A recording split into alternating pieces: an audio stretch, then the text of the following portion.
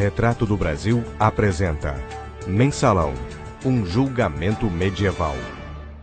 A imprensa comercial de hoje tem como um de seus pais fundadores o magnata americano William Randolph Hearst, o homem que inspirou Orson Welles a escrever O Cidadão Kane. Hearst dizia que se você quer ganhar dinheiro, não escreva sobre coisas complicadas. O povo gosta de coisas simples e escandalosas. A revista Retrato do Brasil é diferente. Fundada com contribuições de centenas de pessoas, tem uma missão social definida por um programa: contribuir para a elevação do nível de consciência política e cultural de seus leitores. E assim, todo ano seleciona um conjunto de assuntos relevantes para estudar, esclarecer e divulgar, e assim realizar os objetivos propostos em seu programa. O tema mensalão é um desses assuntos. E em fevereiro de 2012, depois de alguns meses de estudo, a revista publicou seu primeiro grande artigo sobre o tema. Dessa edição inicial até agora, em meados de agosto de 2013, Retrato do Brasil fez mais 8 grandes reportagens sobre o mensalão. E qual a conclusão da revista após esses trabalhos? A revista concluiu que no julgamento da ação penal 470, o chamado mensalão, se praticou uma justiça que lembra os tempos medievais. Capítulo 1, no qual se explica a diferença entre a justiça medieval e a justiça moderna. O que era essa justiça? Basicamente, antes dos tempos modernos, antes do iluminismo, não se partia do crime, mas do suspeito de ser o criminoso. Como bem resumiu o cientista Carl Sagan. Pegava-se a bruxa, ela era torturada, se confessasse, o crime estava esclarecido, se não confessasse, pior para ela. Ter resistido à tortura era a prova evidente de que ela tinha um pacto com o demônio. Um nome simboliza o surgimento da justiça moderna. Cesare Beccaria, jurista, filósofo e escritor italiano que viveu no final do século XVIII. Beccaria dizia: é preciso primeiro provar a materialidade do crime. Aquilo de que a pessoa é acusada tem de existir concretamente. Não basta que a bruxa confesse que gostaria de ter matado o Papa, ou mesmo que matou o Papa. Se o Papa está vivo, não há crime. O crime tem de ser concreto, material.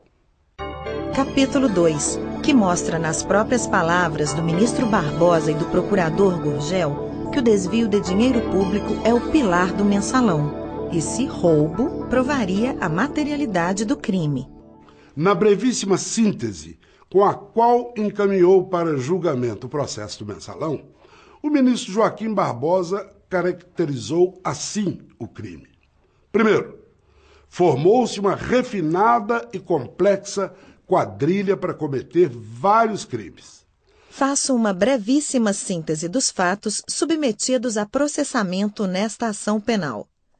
O Procurador-Geral da República narrou na denúncia uma sofisticada organização criminosa, dividida em setores de atuação, que se estruturou profissionalmente para a prática de crimes como peculato, lavagem de dinheiro, corrupção ativa, gestão fraudulenta, além das mais diversas formas de fraude.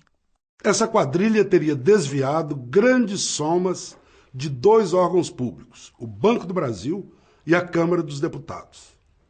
Do Banco do Brasil teriam sido desviados cerca de 74 milhões de reais através da empresa de publicidade DNA, usando verbas repassadas à agência para serviços de publicidade que não teriam sido realizados.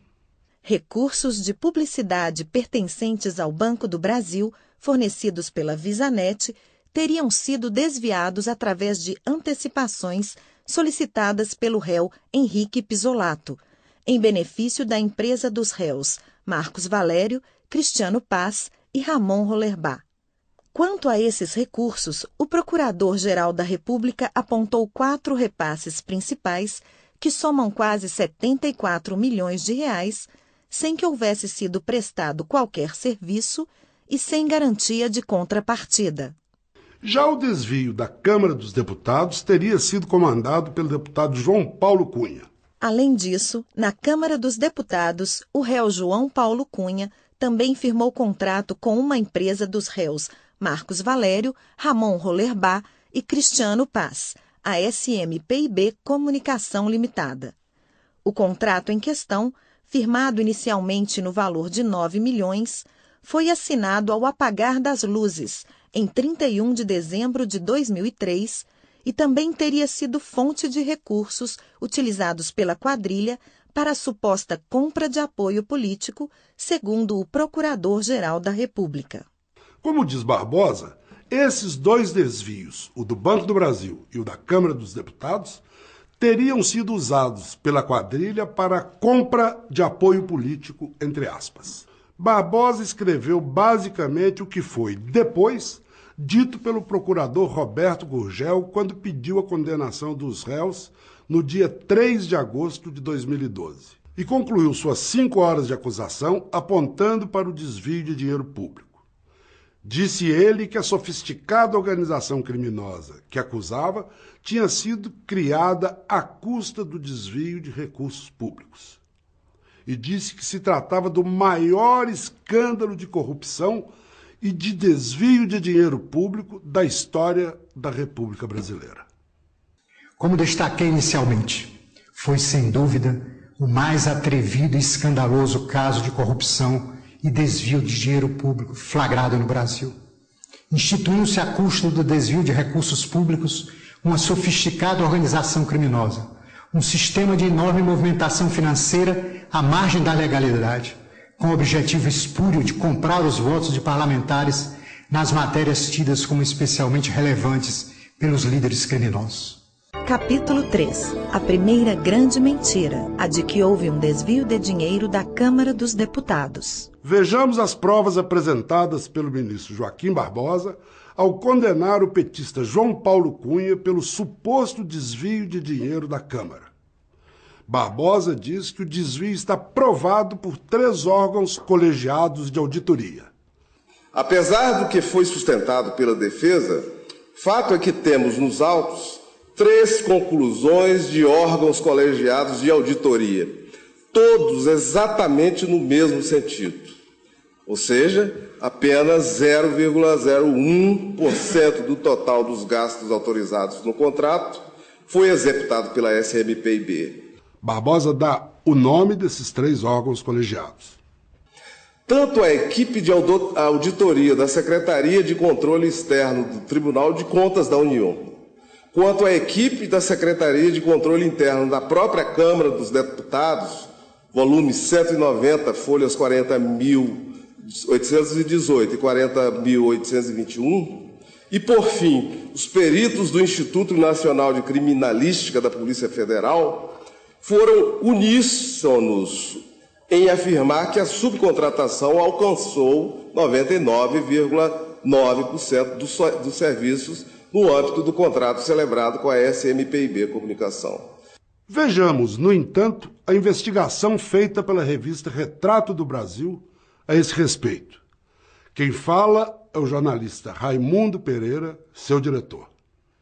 Sobre o suposto desvio de dinheiro da Câmara dos Deputados, o ministro Joaquim Barbosa diz 3 coisas. Primeiro, que a auditoria da CECIM, a Secretaria de Controle Interno da Câmara, concluiu que havia um desvio de dinheiro público no contrato da SMPIB com aquela Casa Legislativa. Isto é uma mentira. Raimundo Pereira contou a história do suposto desvio de dinheiro da Câmara na edição 68 de Retrato do Brasil.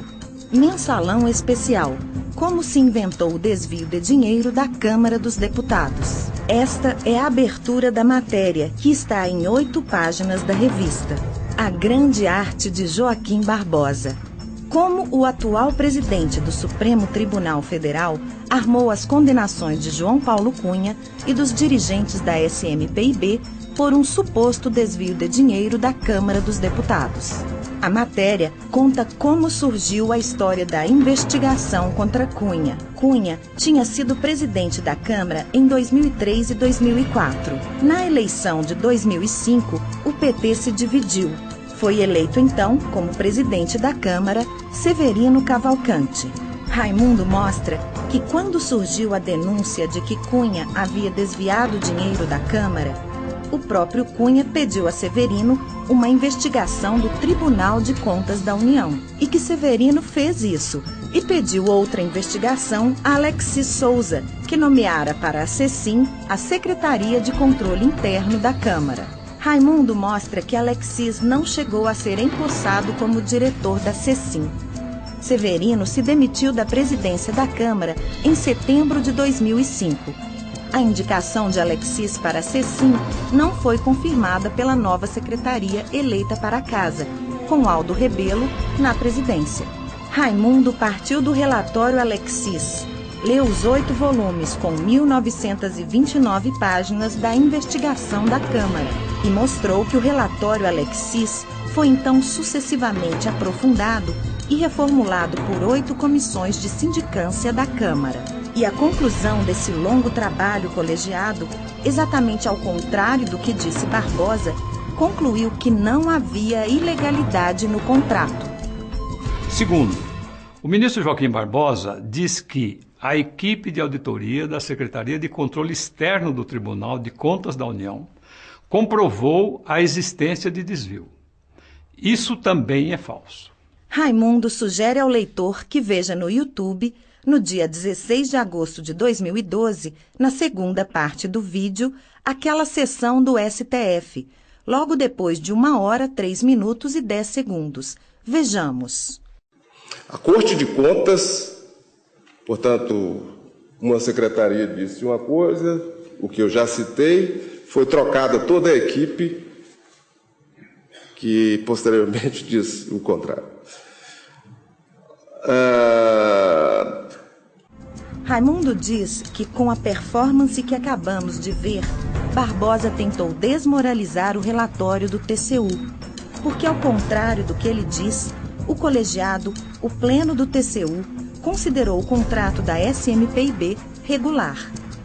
E mais, por que o TCU disse que a SMPIB realizara 11,32% do contrato e ele, Barbosa, insistiu o tempo todo que a SMPIB só realizara 0,01% do contrato.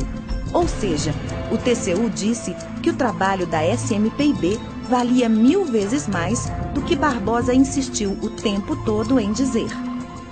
Por último, o ministro Barbosa diz que os peritos do Instituto Nacional de Criminalística da Polícia Federal também foram unânimes em apontar o desvio. Esta é a mentira mais escandalosa de todas. Eu pergunto, por que não foi aceito o relatório do delegado Luiz Flávio Zampronha? Mensalão, por que puniram o delegado Zampronha, principal investigador do escândalo? A história do delegado Luiz Flávio Zampronha é contada pela repórter Lia Imanishi, numa reportagem de 6 páginas de Retrato do Brasil, número 73, de agosto deste ano. Lia conversou por cerca de 8 horas com Zampronha.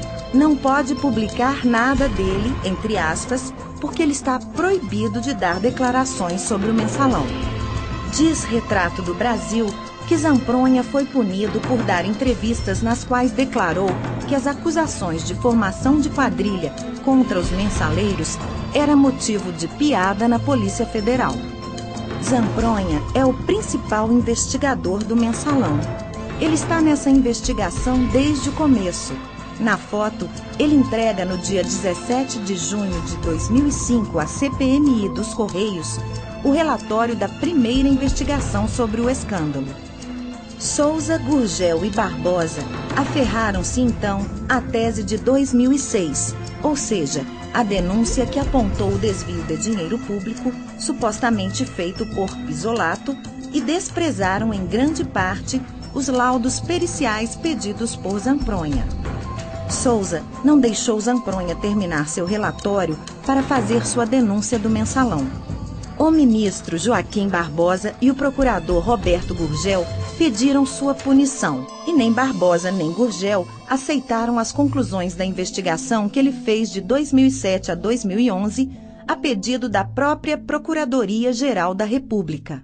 E por que Zampronha foi punido? por ter dito que o dinheiro distribuído pelo PT vinha de empréstimos verdadeiros e, com isso, negou o desvio de recursos públicos.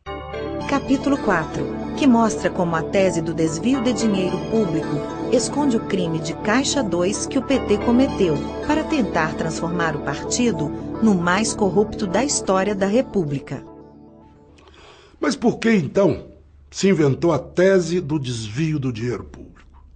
Voltemos ao que escreveu o ministro Barbosa ao encaminhar o julgamento da AP 470.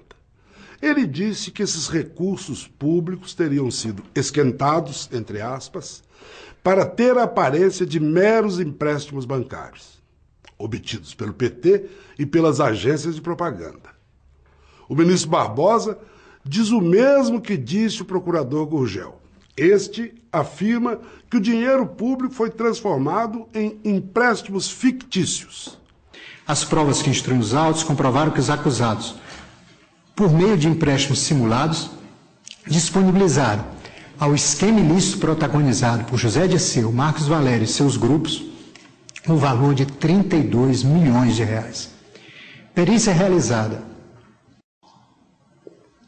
pelo Instituto Nacional de Criminalística, laudo 1869 de 2009, comprovou que os valores efetivamente saíram da instituição financeira e ingressaram na conta das empresas SMPIB, Grafite Participações Limitada e do Partido dos Trabalhadores, nos anos de 2003 e 2004, sob o manto de empréstimos que, do ponto de vista formal, apresentavam-se como perfeitos. No entanto, os empréstimos não representaram operações bancárias típicas, tratando-se, na realidade, de contratos fictícios, firmados unicamente para justificar, do ponto de vista formal, o financiamento do esquema ilícito pelo Banco Rural. No fundo, Barbosa e Gurgel adotaram a tese do desvio de dinheiro público para negar uma outra tese, a de que uma distribuição clandestina de recursos de cerca de 55 milhões de reais se baseava em empréstimos feitos em bancos mineiros, 2 bancos, o Rural e o BMG, feitos pelo PT ou através de agências de publicidade mineiras. O que se vê é a lista oficial dessa distribuição obtida pela Federal e transcrita no relatório final da Comissão Parlamentar Mista de Inquérito dos Correios, a principal das 3 comissões de inquérito do Congresso Nacional que investigou o chamado Mensalão. Esse esquema foi esclarecido e confessado em depoimentos dados em dezenas de inquéritos da Polícia Federal e nas 3 comissões parlamentares de inquérito do Congresso Nacional por cerca de 100 de pessoas ao longo de quase todo o segundo semestre de 2005.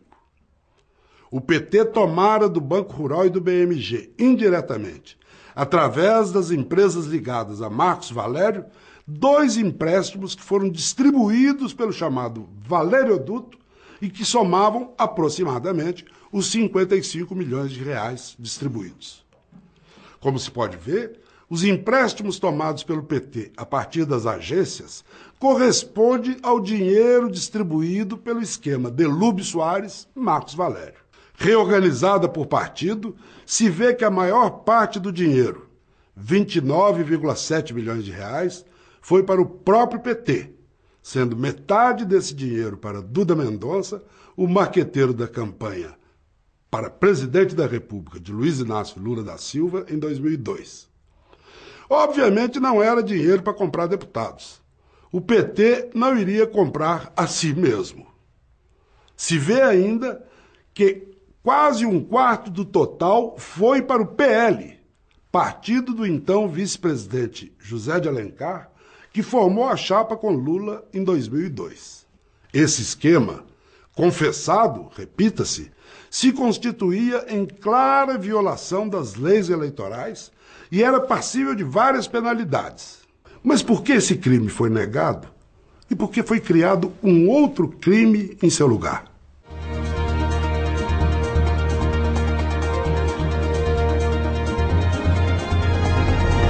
Acompanhe essa animação em câmera lenta e você vai entender.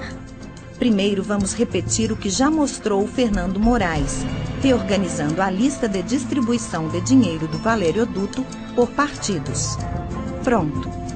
Como disse nosso apresentador, O PT, Duda e o PL levaram a maior parte, cerca de 80% do total, sinal claro de gastos com a campanha PT-PL, que elegeu Lula do PT, José de Alencar do PL.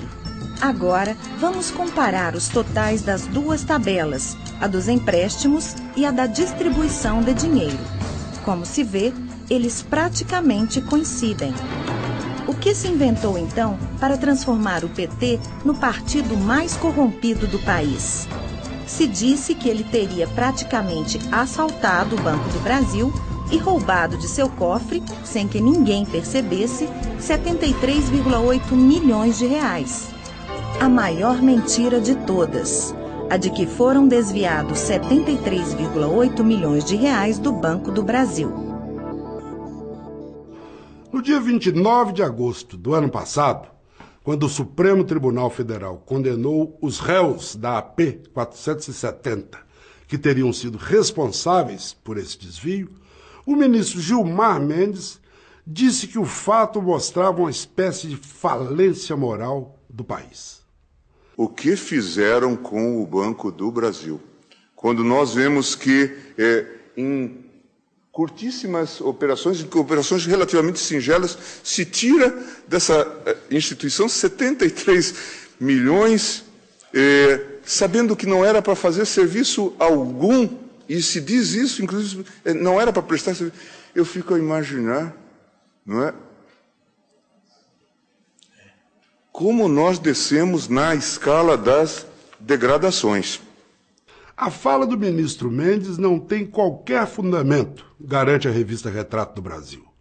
Como se sabe, o Banco do Brasil era associado à Visa Internacional, numa empresa formada aqui no Brasil para venda de cartões de crédito da bandeira Visa, cujo nome, na época, nome de fantasia, era VisaNet e que hoje é a Cielo. Os quase 74 milhões foram recursos repassados pela VisaNet entre 2003 e 2005 para que o Banco do Brasil pagasse trabalhos de promoção e de publicidade na venda dos cartões dessa bandeira. Em dezembro do ano passado, Retrato do Brasil publicou uma matéria de capa com a prova do erro do STF. A revista diz: documento da investigação do Mensalão, não divulgado pela VisaNet Cielo, a verdadeira dona dos recursos, mostra que o desvio de 73,8 milhões de reais do Banco do Brasil, tese mestra aprovada no Supremo, não existiu. Um assassinato sem um morto. Henrique Pisolato foi condenado no STF por um crime: ter desviado 73,8 milhões de reais do Banco do Brasil. Mas o desvio não existe. Retrato do Brasil compara a acusação do STF à tentativa de condenar uma pessoa por matar outra, sem que primeiro se mostre que o morto existe. A tabela da Companhia Brasileira de Meios de Pagamento para a Receita Federal, a ex-VisaNet, hoje Cielo, diz que tem todos os comprovantes de que os eventos foram feitos. A lista mostra, por exemplo, o gasto de 320 mil reais em publicidade dos cartões Ourocard Visa na 48ª Festa do Peão Boiadeiro de Barretos. A lista mostra os gastos de 2,8 milhões de reais e mais 2,6 milhões de reais em mídia aeroportuária e publicidade em edifícios, relógios de hora e temperatura. A lista mostra gastos da campanha Ourocard Gestos, de 870 mil no Dia dos Pais com a TV Globo, de 370 mil reais em shoppings, mais 1,8 milhão com a Globo no Dia das Crianças e mais 710 mil também com a Globo no Natal. Agora, 2 dos acusados pelo desvio conseguiram reunir novas provas de que os serviços foram efetivamente feitos. Eles lutaram com extrema dificuldade, pois a empresa, através da qual esse suposto desvio teria ocorrido, a agência de publicidade DNA, praticamente deixou de existir e parte dos seus documentos até hoje não foi devolvida pela Polícia Federal. Mesmo assim, conseguiram, primeiro, a lista de todos os fornecedores que foram pagos pelos serviços prestados e lhes encaminharam petições para que confirmem os trabalhos realizados. Segundo, apresentar os recibos e a contabilidade precisa de 85% desse valor total com os recibos que já têm. Terceiro, encaminharam à Polícia Federal o pedido para recuperação documental dos 15% faltantes e, quarto, encaminharam formalmente à VisaNet e ao Banco do Brasil, que eram responsáveis pela guarda desses recibos, pedidos para que eles tornem públicos estes documentos. A revista Retrato do Brasil, na sua edição de setembro, mostra a lista dos 21 pagamentos à Globo que constam da perícia apresentada à imprensa. Se o dinheiro do fundo VisaNet tivesse sido desviado do Banco do Brasil, o principal acusado de ter recebido o desvio seria o Grupo Globo de Mídia, cujas empresas receberam cerca de 5,5 milhões no total. Entre os grupos, a maior fatia dos gastos do fundo com mídia, que por sua vez é a maior rubrica dos dispêndios. A lista que se vê contabiliza parte dos gastos com publicidade e propaganda para o cartão Visa Electron pré-datado. 100 empresas de mídia, TV, rádio, imprensa e internet receberam recursos do programa. Ou seja, embora a Globo tenha recebido uma boa parte dos recursos do fundo VisaNet, muitas outras empresas do Brasil inteiro poderiam atestar que receberam também uma parte, ou seja, que não houve o tal desvio de dinheiro público. E agora que a fantasia do desvio de dinheiro público está desmascarada?